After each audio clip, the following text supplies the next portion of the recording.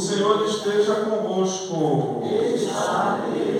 Proclamação do Evangelho de Jesus Cristo, segundo Marcos. Glória a vós, Senhor. Naquele tempo, Jesus voltou para casa com seus discípulos. E de novo se reuniu tanta gente que eles nem sequer podiam comer. Quando souberam disso, os parentes de Jesus saíram para agarrá-lo, porque diziam que estava fora de si. Os mestres da lei, que tinham vindo de Jerusalém, diziam que ele estava possuído por Beelzebul, e que pelo nome dos demônios ele expulsava os demônios. Então Jesus os chamou e falou-lhes em parábolas. Como é que Satanás pode expulsar a Satanás? Se um reino se divide contra si mesmo, ele não poderá manter-se. Se uma família se divide contra si mesma, ela não poderá manter-se. Assim, se Satanás se levanta contra si mesmo e se divide, não poderá sobreviver, mas será destruído. Ninguém pode entrar numa casa de um homem forte e roubar os seus bens sem antes o amarrar. Só depois poderá saquear sua casa. Em verdade, eu vos digo, tudo será perdoado aos homens, tanto os pecados como qualquer blasfêmia que tiverem dito. Mas quem blasfemar contra o Espírito Santo nunca será perdoado, mas será culpado de um pecado eterno. Jesus falou isso porque diziam, ele está possuído por um espírito mau.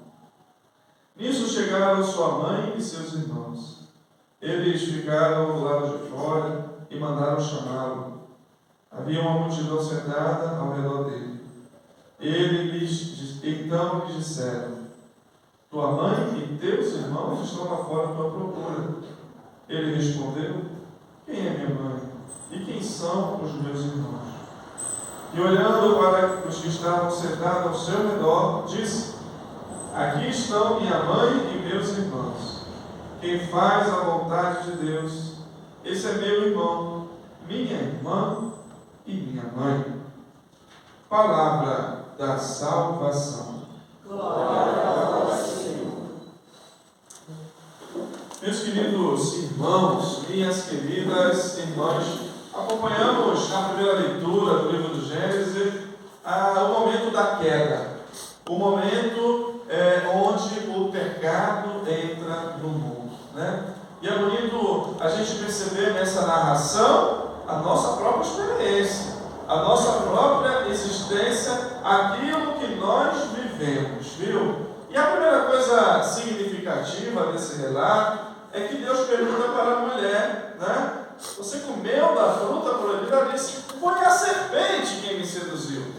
Foi a serpente quem me enganou. Então, uma coisa importante, queridos, para nós, toda a tentação, todo o pecado que nós cometemos, em primeiro lugar, é uma sugestão da serpente. É uma sugestão de Satanás. É uma sugestão do inimigo da nossa alma, que é o diabo, né? O mais prazeroso que muitas vezes seja um pecado, é sempre Satanás que nos instiga, é sempre Satanás que nos seduz. Para quê? Para que nos afastemos de Deus, para que trilhemos um caminho diferente de Deus. E todo o pecado, queridos, como o primeiro de Adão e Eva e o nosso, traz consequências. E traz consequências terríveis para a nossa vida. Como trouxe consequências terríveis para Adão e Eva, que viviam no paraíso. Eles viviam em intimidade com Deus. Eles viviam em intimidade um com o outro, né? Muito bonito aquilo que Adão diz para Deus, quando Deus tira a Eva da sua costela, quando ele olha a mulher, né? Que bom, Senhor, agora sim, carne da minha carne, osso do meu osso, tu me destes a mulher, tu me destes uma semelhante a mim. Eles viviam na alegria, eles viviam em comunhão, eles viviam no paraíso, meu Deus do céu. Tudo de bom, tudo do melhor. Mas nós percebemos que quando o pecado entra, tudo isso muda. Depois que seduzidos por Satanás, Adão e Eva comem do fruto proibido, quando eles pecam, o que acontece?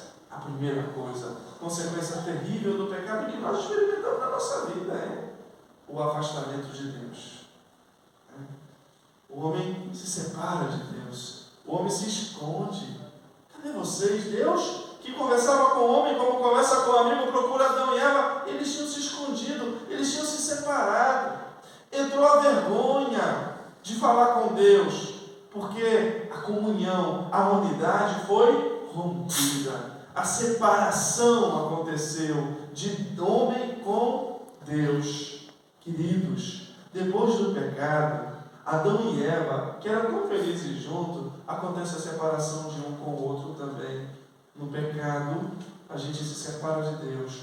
No pecado, a gente se separa dos nossos irmãos, né? É muito diferente quando Deus pergunta, depois do pecado, o que aconteceu? Você comeu do fruto proibido? O que Adão diz? Foi ela. Foi a mulher que o Senhor me deu. Foi ela que me seduziu. Foi ela que me fez eu pecar. Ou seja, a separação, aquilo que era amor, aquilo que era unidade, se transforma em separação, distanciamento, em acusação. Nós, quando pecamos, muitas vezes queremos acusar alguém, queremos colocar a culpa em alguém. Adão e Eva viviam unidos interiormente. Depois do pecado, entrou o medo, entrou a vergonha. Nós, queridos, como andamos na graça de Deus, nós vivemos com a consciência tranquila, mas depois do pecado vem a vergonha, depois do pecado vem a tristeza, depois do pecado vem a solidão. Depois do pecado, nós vamos ver que Adão e Eva vão ser expulsos do paraíso. E ele vai ter que construir com o suor do seu rosto, através do seu trabalho, o sustento. Nós vamos ver que Eva e toda mulher depois dela só vai ter a luz nas dores do parto. Não era para ser assim. O Senhor não nos criou assim. E o Senhor nunca desejou que o homem morresse. Através do pecado, queridos, é que vai vir a morte.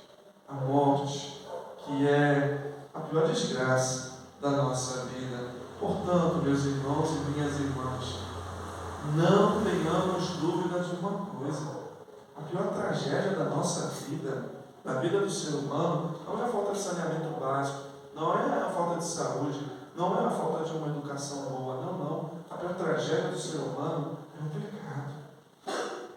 É o pecado que causa coisas terríveis na nossa vida, Esse é o verdadeiro inimigo da nossa alma. Era para a gente lutar sempre contra o pecado, meu Deus do céu. Essa deveria ser a nossa principal luta. Mas os pais ensinam aos filhos a lutar contra o pecado? Infelizmente, hoje em dia, não. É muito interessante, gente, a gente perceber a degradação da nossa sociedade. E isso é fruto dessa raiz. Hoje em dia, se fala de pecado, pecado? Que palavra feia. Não é bem assim, isso não é, isso aqui não é pecado. Fala de diabo, de Satanás, meu Deus, que nome feio, não é bem assim não. As coisas são tão normais, as coisas são tão assim mesmo. Muitas vezes, queridos, se ridiculariza essa noção, que é a noção que destrói a vida do ser humano, que é a noção que causa consequências terríveis, e nós experimentamos isso na nossa alma, quem tem consciência. Agora, o problema é quando nós somos católicos, não sabemos nem o que é pecado. Meu Deus, está tudo perdido. Aí nós já estamos, como diz no vocabulário, na mão do palhaço. Aí o Satanás não só nos seduziu, não só nos conquistou, mas como pisa em cima da gente, e a gente nem sente. Queridos irmãos e irmãs, São Paulo diz que os nossos inimigos não são de carne e osso. Os nossos inimigos são os principados e as potestades, que estão aí para perder o ser humano, que estão aí para destruir a imagem sagrada de Deus que eu e você trazemos por sermos seres humanos. A imagem sagrada de Jesus Cristo que nós trazemos quando fomos batizados em nome do Senhor. Os principados e potestades estão aí para destruir o ser humano. Estão aí para que a gente perca o paraíso, que a gente perca o céu, e que a gente viva eternamente longe da presença de Deus, né? Por isso, queridos, vamos pedir a Deus o dom e a graça, se nós não estávamos atentando contra isso, de acordar para a vida. Vamos fazer de Satanás, do pecado, os nossos verdadeiros inimigos, os nossos verdadeiros adversários. Não vamos conviver com eles. Nós podemos lutar, queridos. O Senhor nos dá a graça, viu? São Paulo disse na segunda leitura que, por mais que o nosso homem exterior esteja degradando, o nosso homem interior está crescendo, está edificando. É assim que nós lutamos contra o diabo, é assim que nós lutamos contra o pecado, queridos. Deixar e fazer crescer o nosso homem interior, a graça de Deus, o poder do Espírito Santo em nós, porque é Ele quem vai nos ajudar. Jesus Cristo foi o único que venceu o pecado, que venceu Satanás, que venceu a morte, porque Ele era Deus e Ele nos deu a graça, e Ele nos dá a graça. Basta que nós nos coloquemos a caminho. Se levardes em conta nossas faltas de salvo, não é? Quem haverá de subsistir? Mas em vós se encontra o perdão, e eu vos temo, e em vós espero. O Senhor, querido, sabe que nessa luta contra o mal, contra o pecado, às vezes nós não vamos vencer, às vezes nós vamos perder, mas Ele nos deixou o remédio, Ele nos deixou a medicina, Ele nos deixou a cura através de um sacramento, o sacramento da penitência, né? Se o pecado ele nos separa, quando nós somos perdoados em nome do Senhor, a união volta, a graça volta, a presença de Deus é restituída na nossa vida. Aí está a nossa luta. Peçamos a Deus a graça de sermos pessoas de vida espiritual, de vida interior, de vida em comunhão. Pessoas que não conseguem conviver com os pecados e por isso quando caem, humildemente reconhece, pede perdão e retoma a graça que o pecado tinha nos roubado. Que o Senhor nos ajude, queridos, a sermos pessoas que buscam viver a comunhão. Satanás, ele tem uma grande artimanha na vida das pessoas, da sociedade, que é a divisão. Jesus no Evangelho disse isso, né? Um reino dividido contra si mesmo, ele não se mantém. Uma família dividida contra si mesmo, ela não se mantém. Uma paróquia, uma comunidade dividida, ela não se mantém. Né? Vamos ser causas de divisão, não, gente. Porque se nós somos causas de divisão, aonde quer que seja, nós estamos sendo belos instrumentos na mão de Satanás. Porque ele que é o pai da divisão. É Ele quem age assim. É Ele que quer nos dividir de Deus. É Ele quem quer nos dividir de nós mesmos. É Ele quem quer nos dividir dos outros. É Ele. Lutemos com as armas que o Senhor nos deu. Né?